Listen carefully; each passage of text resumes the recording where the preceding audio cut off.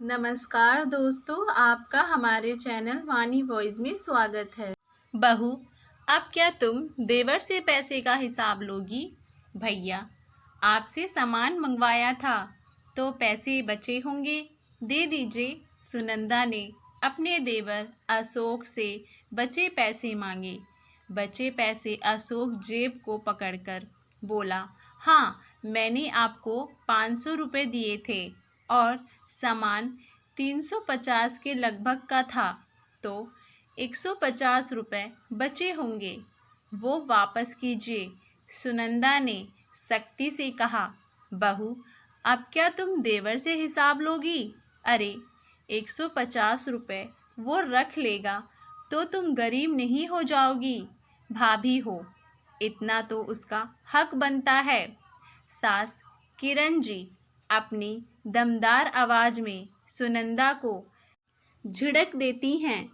सही कहा मम्मी जी, लेकिन 150 रुपये रख कर देवर जी कौन सा अमीर हो जाएंगे? सुनंदा ने भी करारा जवाब दिया। छोड़ो मम्मी, भाभी का दिल बहुत छोटा है, तभी तो 150 रुपये का भी हिसाब मांग रही हैं। अशोक जेब से पैसे निकालकर सुनंदा के हाथ में रखने लगा। तभी बीच में से ही किरण जी ने अशोक के हाथ से पैसे लिए और वापस उसकी जेब में रख दिए। होगा इसका दिल छोटा, हमारे यहाँ देवर भाभी को हिसाब नहीं देते हैं। वैसे भी ये पैसा इसके भाई की कमाई का है, तो तुम ज़्यादा हक मत दिखाओ। सुनंदा थोड़ी देर तक दोनों को चुपचाप देखती रही और दोनों सुनंदा को बेबस देख मुस्कुरा रहे थे। ऐसा पहली बार नहीं हुआ था। सुनंदा का पति सौरभ दूसरे शहर में नौकरी करता था। सुनंदा को घर के रीति रिवाज सिखाने के लिए किरण जी और उनकी बेटियों ने रोक लिया। तीज त्योहार पर सौरभ आता और मिलकर चला जाता। सौरभ के वापस जाने से पहले किरण जी उससे अच्छी खासी रकम ले लेती थी कि बहू को ज़रूरत होगी तो वो सामान मंगवा देगी। वैसे सुनंदा अपनी ज़रूरत का सामान सौरभ के रहने पर उसके साथ ही जाकर ले आती थी और कुछ सामान कम पड़ता तो किरण जी अशोक से ही मंगवाती। अगर सुनंदा कहती कि वो खुद जाकर ले आएगी तो किरण जी उसे नहीं जाने देती। हाय हाय, देवर के साथ तुम बन ठन कर घूमोगी तो लोग तरह तरह की बातें बनाएंगे। तुम लिस्ट दे दो, वो ला देगा। तुम मम्मी जी, आप मेरे साथ चलिए।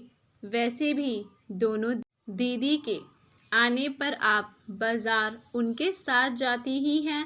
सुनंदा जैसे ही कहती तो उनके शरीर में दर्द शुरू हो जाता और चक्कर आने लगता। तब मजबूरी में सुनंदा अशोक से ही सामान मंगवाना पड़ता।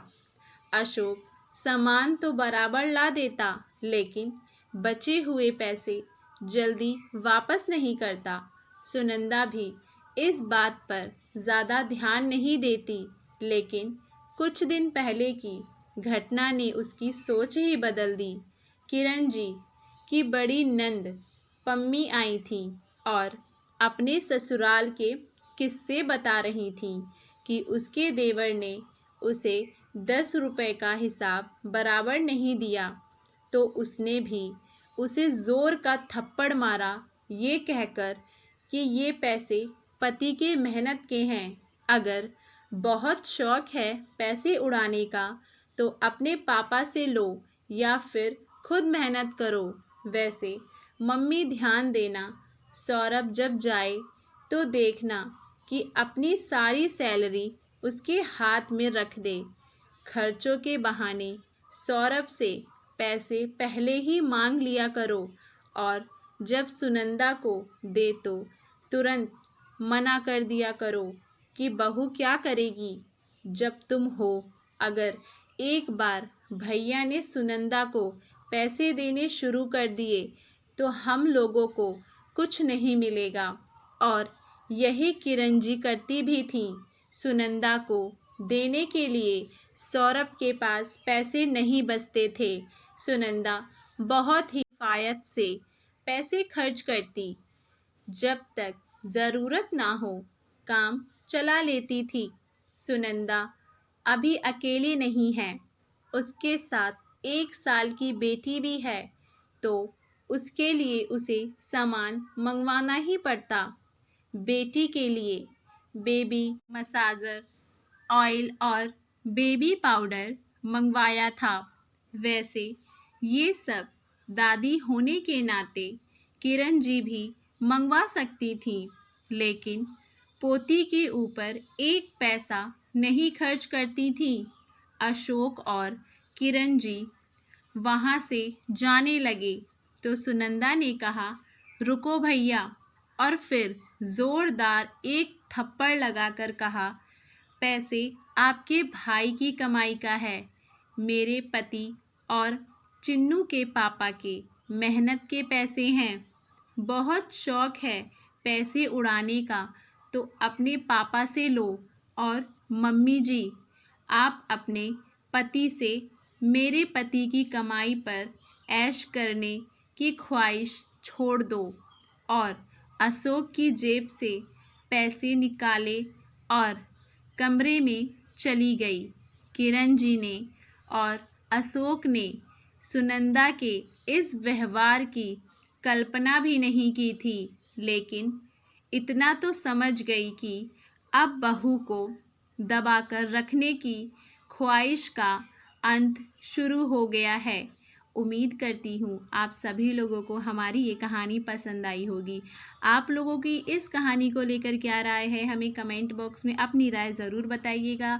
और हमारे चैनल वानी वॉइस को लाइक शेयर सब्सक्राइब करना भी ना भूलें।